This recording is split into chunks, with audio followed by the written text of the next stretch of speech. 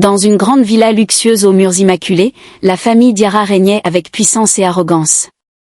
Riche, respecté, mais surtout redouté. Leur fils unique, Amadou, représentait l'héritier parfait, élégant, éduqué, promis à une femme de leur rang. Mais un problème persistait. Amadou refusait toutes les femmes qu'on lui présentait. Fatigués, ses parents prirent une décision radicale. S'il ne choisit pas, nous choisirons pour lui. Quelques jours plus tard, ils annoncèrent la nouvelle. Amadou allait épouser Aïssata. Une jeune femme pauvre, simple, venue d'un quartier modeste. Elle travaillait comme vendeuse dans un petit marché. Discrète, douce, toujours la tête baissée. Pour la famille Diarra, c'était le choix parfait. Elle sera facile à contrôler. Elle nous sera reconnaissante toute sa vie. Le mariage fut célébré rapidement. Sans amour. Sans joie. Aïssata entra dans la maison comme une étrangère tolérée, jamais acceptée. Dès le premier jour, les humiliations commencèrent.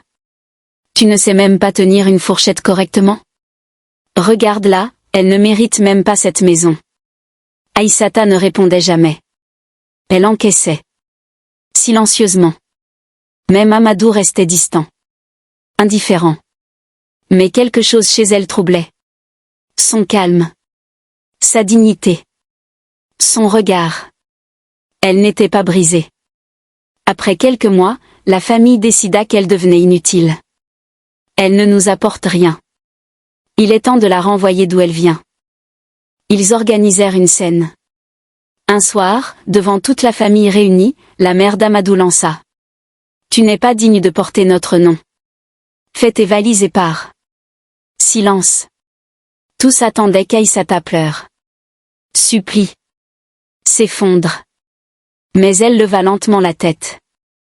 Et pour la première fois, elle sourit. « Vous êtes sûr de votre décision ?» demanda-t-elle calmement. Le père répondit sèchement. « Très sûr. » Aïssata sortit alors son téléphone. Elle passa un appel. « Papa, ils sont prêts. » Quelques minutes plus tard, des voitures noires s'arrêtèrent devant la villa. Des hommes en costume descendirent. Puis, un homme imposant, respecté, connu de tous dans le pays. La famille Diarra pâlit. Impossible. Cet homme était l'un des hommes les plus puissants du pays. Un magnate discret, mais influent. Un homme que même craignait. Il entra lentement. « Ma fille, tu vas bien ?» Aïssata s'approcha de lui avec respect. « Oui, papa. » Le silence devint lourd. Écrasant. Le père d'Amadou tenta de parler. « Nous ne savions pas. » L'homme leva la main. « Justement.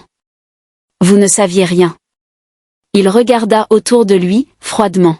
« Vous avez jugé ma fille sur ses vêtements. Sur son silence. Sur ses origines supposées. » Il marqua une pause. « Je l'ai laissé venir ici sans révéler son identité, pour voir le genre de famille que vous êtes. » La mère tremblait. Amadou restait figé. Aïssata regarda Amadou. « Tu ne m'as jamais vraiment regardé, n'est-ce pas ?» Il baissa les yeux. Pour la première fois, honteux. « Je suis désolée. » Mais c'était trop tard. Elle se tourna vers son père. « Je veux partir. » Puis, avant de franchir la porte, elle lança une dernière phrase. « La richesse ne rend pas noble. » Le cœur, oui. La famille Diarra perdit bien plus qu'une belle-fille ce jour-là. Ils perdirent leur réputation. Leur honneur. Et surtout, la preuve qu'ils n'étaient pas aussi puissants qu'ils le pensaient. Si vous avez aimé cette vidéo, n'hésitez pas à nous laisser un pouce bleu, à commenter et à partager. Abonne-toi pour ne manquer aucune de nos prochaines histoires. Car ici, chaque conte est une graine.